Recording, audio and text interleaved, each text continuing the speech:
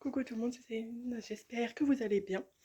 Donc du coup aujourd'hui on va parler d'une série dont tout le monde parle surtout sur TikTok, qui s'appelle Squid Game. Donc pour ceux qui ne l'ont pas vu, euh, je vais éviter de vous spoiler la série tout simplement.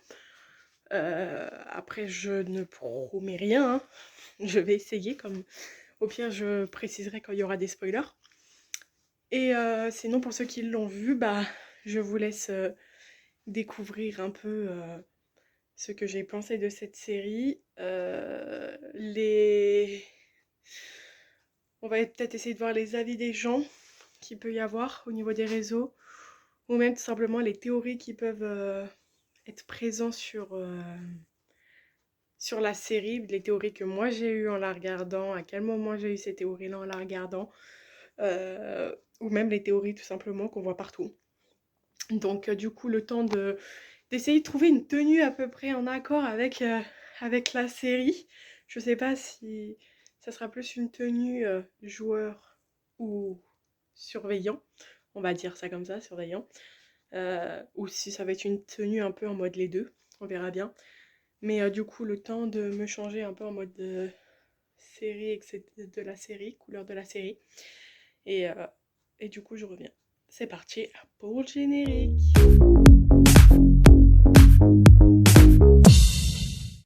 Bon, du coup, j'ai opté pour les deux. Voilà, petite veste bleue, t-shirt rouge, j'ai opté pour les deux. Enfin bref. Donc, du coup, comme je vous l'ai dit précédemment, nous allons parler de la série Squid Game. Donc, avant toute chose, cette série, on va parler des personnages. Je vais les citer dans l'ordre dans lequel on les voit, logiquement, oui. Donc, il y a l'acteur principal. Je vais vous mettre les photos là, je pense. Donc, il y a l'acteur principal qui, lui, donc c'est basé totalement sur lui, hein, la série, clairement. Donc, on le voit en problème de thunes, machin truc, etc. Blablabla. Très joueur aussi, surtout très joueur. Donc, on voit un peu comment il en est arrivé dans ce jeu, on va dire. Et voilà, donc c'est vraiment lui, l'histoire est vraiment basée sur lui en fait. Ensuite, nous avons le recruteur. Le recruteur, c'est celui qui va aller voir les gens, qui va leur proposer de jouer avec lui. Et si les gens acceptent, en gros, il va leur proposer de choisir. Bon, après, ça arrive au niveau des théories par la suite, donc je vais éviter de trop spoiler. Donc bref, il demande aux gens s'ils veulent jouer, ils acceptent.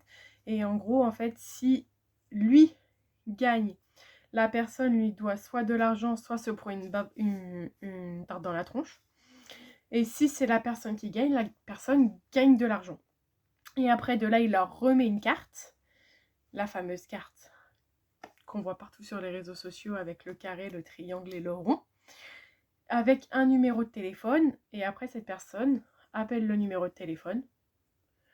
On lui demande si elle veut jouer, si elle accepte, elle s'inscrit, et puis voilà.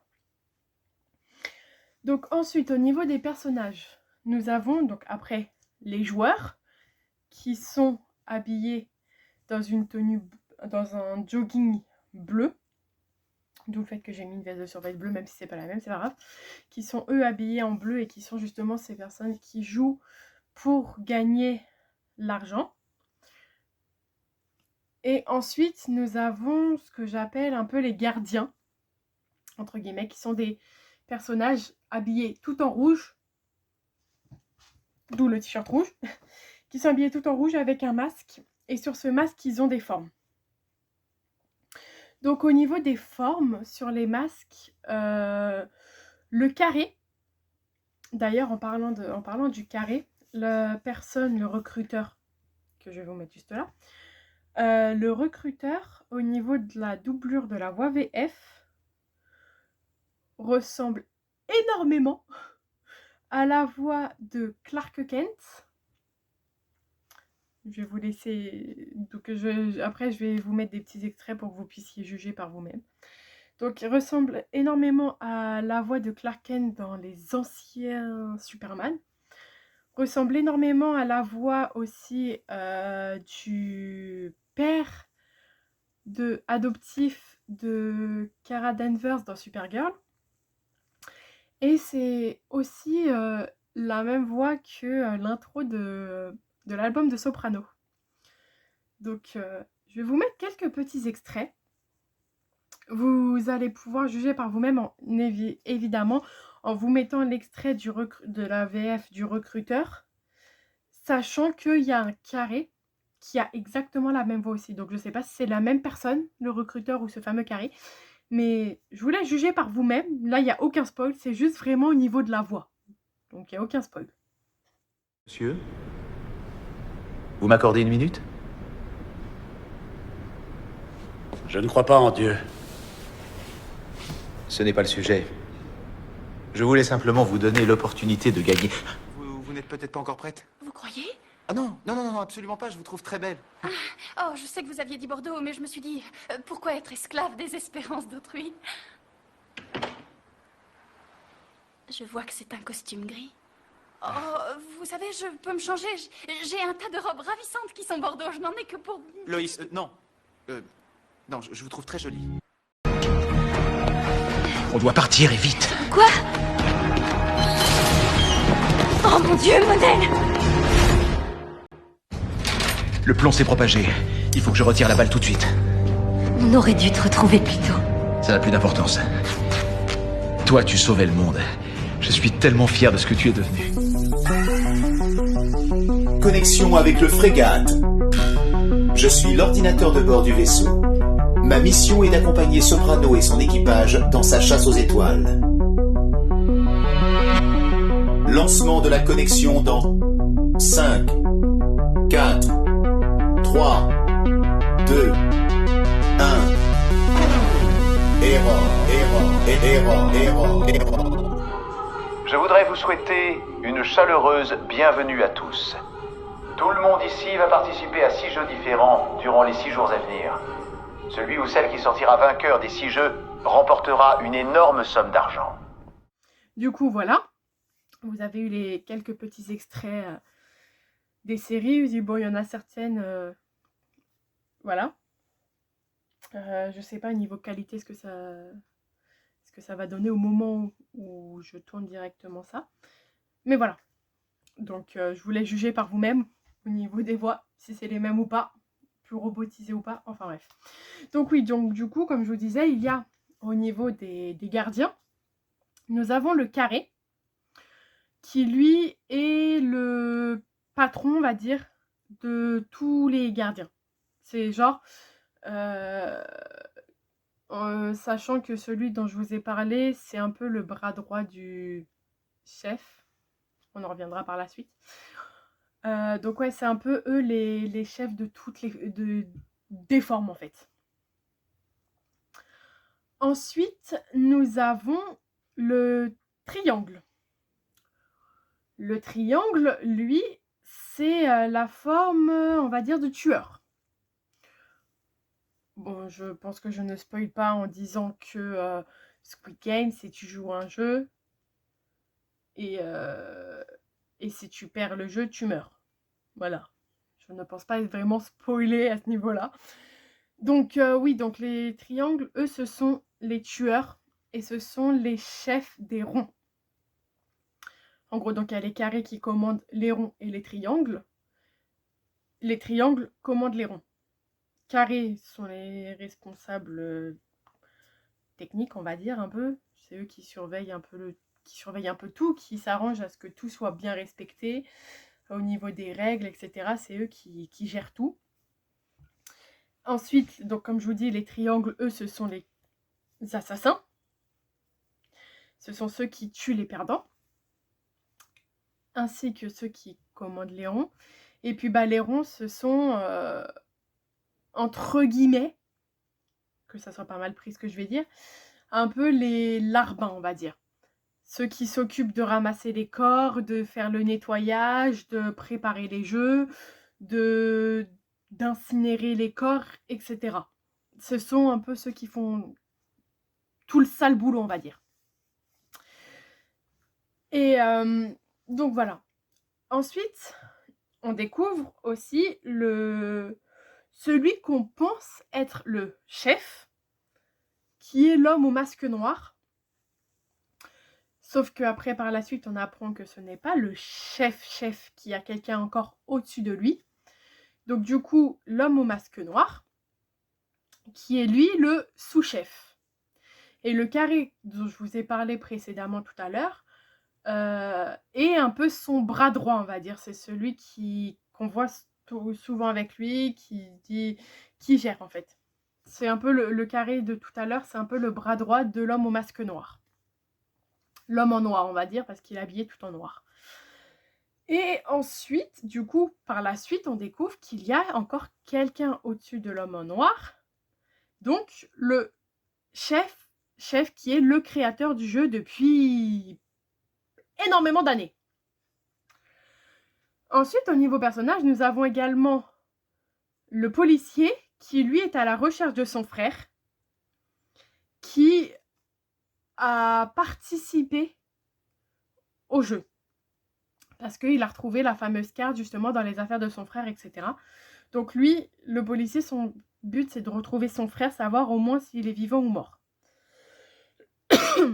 Et ensuite, nous avons les VIP qui, là, sont des gens très riches qui payent pour regarder justement le jeu à la télé ou quoi que ce soit et qui, lors des dernières épreuves, sont présents physiquement sur les lieux pour voir les jeux en réel devant leurs yeux. Je pense qu'on a fait le lot des personnages à peu près de l'histoire. Parce qu'après, il y a les mamans, il y a d'autres joueurs qu'on apprend un peu à connaître, etc. Mais là, on est basé sur le principal. Donc, du coup, là, on a la base principale. Donc ensuite, qu'est-ce que c'est Squid Game? Je l'ai déjà un peu raconté tout à l'heure. Donc c'est une série sur Netflix, tout simplement. Et donc du coup, ce sont des gens qui participent à des jeux d'enfants, genre 1, 2, 3 soleil.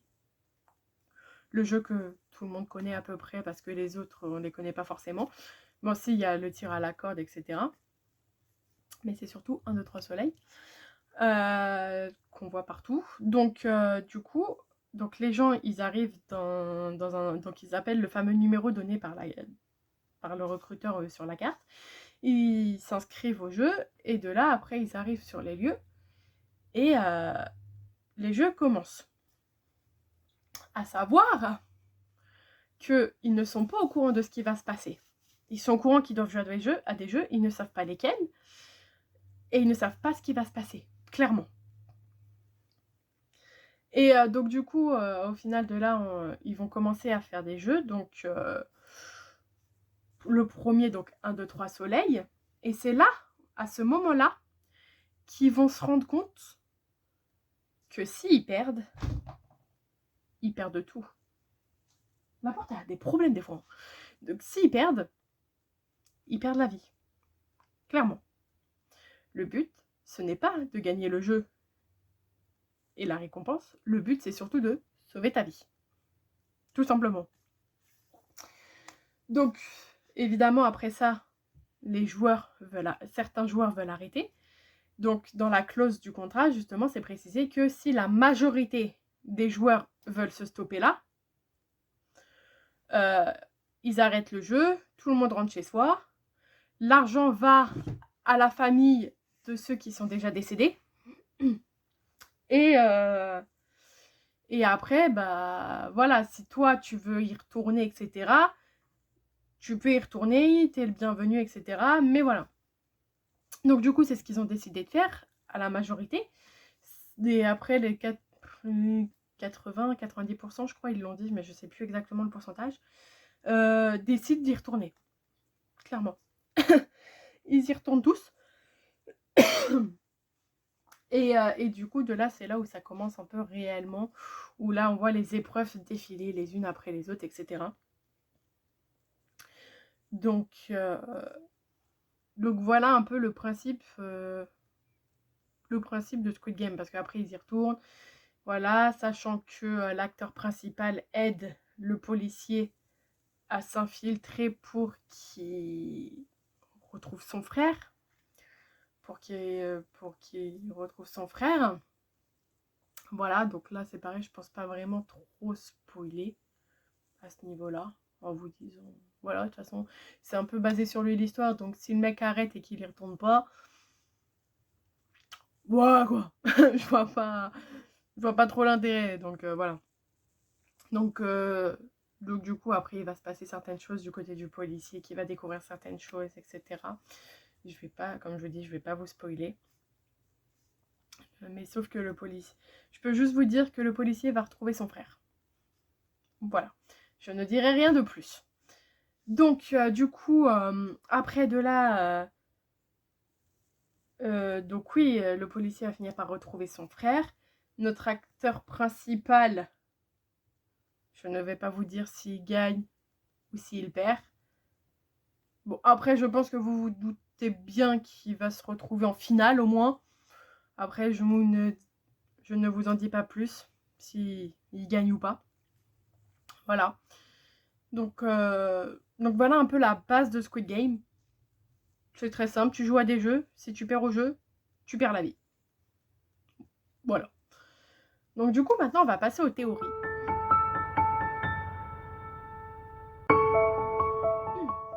Donc, il y a une théorie que je trouve plutôt pas trop mal, que je vois tourner sur TikTok. Bon, après, je vais pas les faire genre en mode les miennes, celles des gens, je vais les faire suivant comment ça vient. Donc, il y en a une qui est pas trop mal. Là, par contre, il risque d'y avoir des spoilers au niveau des théories. Donc, si vous voulez vous arrêter là, vous pouvez. Voilà, là, je vous ai un peu expliqué le concept de la série. Là, dans les théories, il risque d'y avoir des spoilers. Donc, si vous voulez vous arrêter là et ne pas avoir de spoilers, vous pouvez vous arrêter. Ceux qui vont s'arrêter là, du coup, je vous fais de gros bisous. Et vous pouvez, du coup, toujours revenir après avoir vu cette série. Voilà, comme ça, vous ne serez pas spoilés. Et ceux qui restent parce qu'ils ont vu la série ou parce que ça ne les dérange pas d'être spoilés, on continue. Donc, du coup, la première théorie, c'est que le recruteur, au début, il propose aux joueurs de choisir une couleur. La bleue ou la rouge. Notre acteur principal a choisi la couleur bleue. Il s'est retrouvé joueur. Mais s'il avait choisi la rouge, la théorie serait que, suivant la couleur que tu choisis, ça situe ta place dans le jeu. Comme notre acteur principal, si tu choisis le bleu, tu as de fortes chances de te retrouver joueur. Si tu choisis la rouge, tu risquerais de te retrouver gardien, vu qu'ils ont une tenue rouge et que les joueurs ont une tenue bleue. Voilà la théorie qui tourne un petit peu partout et que je trouve très, très intelligente. Je la trouve très très bien comme théorie. Franchement, j'aime beaucoup cette théorie. Ensuite, nous avons une autre théorie. Comme quoi, le petit papy, qui décède à la fin, et grâce à qui notre joueur principal a gagné, serait justement le père de ce fameux joueur principal.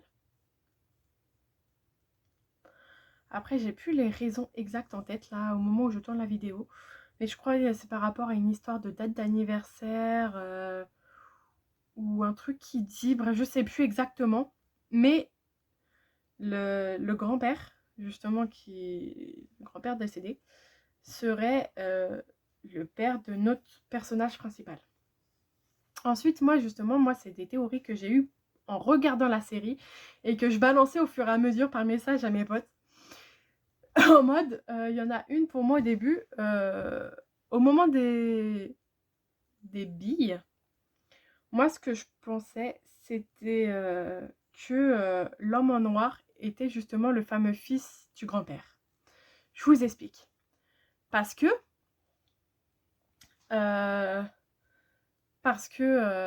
quand le grand-père, quand il y a eu la bagarre, les meurtres et tout dans la nuit, le grand-père a dit « Arrêtez tout, j'ai peur, j'ai peur ». L'homme en noir a tout arrêté. Le quartier où ils ont joué le jeu des billes, le grand-père, c'est vraiment le quartier où il a grandi, vu qu'il a reconnu la maison où il avait vécu avec son fils. Donc, pour moi, entre guillemets, dans ma tête, à ce moment-là, je me suis dit, bah, c'est peut-être justement le père de l'homme en noir, vu que à ce moment-là, je pensais que l'homme en noir était le patron de tout ça.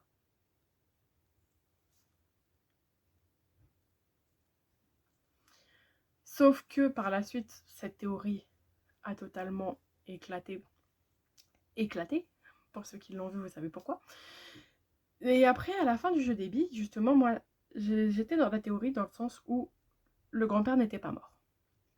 Après, je m'étais pas spoilé ni rien, mais je savais qu'il n'était pas mort, tout simplement parce que les gens, depuis le début, on les voit se prendre la balle dans la tête, on les voit mourir, on les voit être incinérés. Le grand-père, on n'a rien vu de tout ça. On ne l'a pas vu mort au sol ou on ne l'a pas vu se prendre directement la balle. On a juste entendu le coup de fusil. Donc, je me suis dit, il n'est pas mort. Et c'est par la suite, quand on a découvert qu'il y avait un grand patron, que moi, dans ma tête, je me suis dit, et si justement le fameux grand-père serait pas le patron de tout ça? Genre un peu à la Jigsaw. Oui, parce que je suis fan de Jigsaw.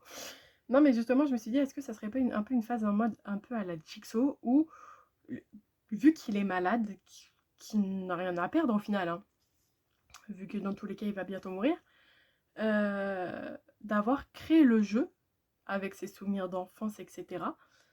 Et que justement, l'homme en noir serait son bras droit ou un des anciens gagnants du jeu, tout simplement.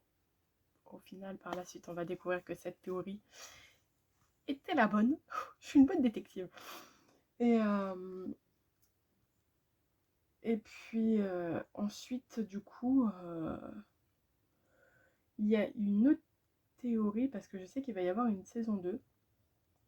Il y a d'autres théories de comme quoi il y aurait certains personnages qui ne seraient pas réellement morts, etc., qui auraient été sauvés. Et il y a une autre théorie comme quoi l'acteur principal, justement, dans la saison 2, va essayer d'intégrer le jeu en tant que gardien pour arrêter tout ça, etc., etc. Mais voilà un petit peu les théories.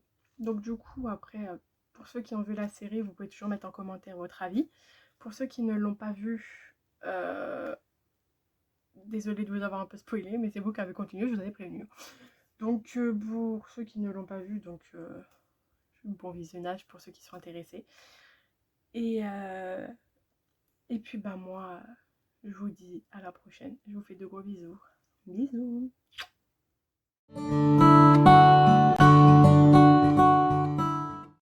Coucou, c'est la scène du montage.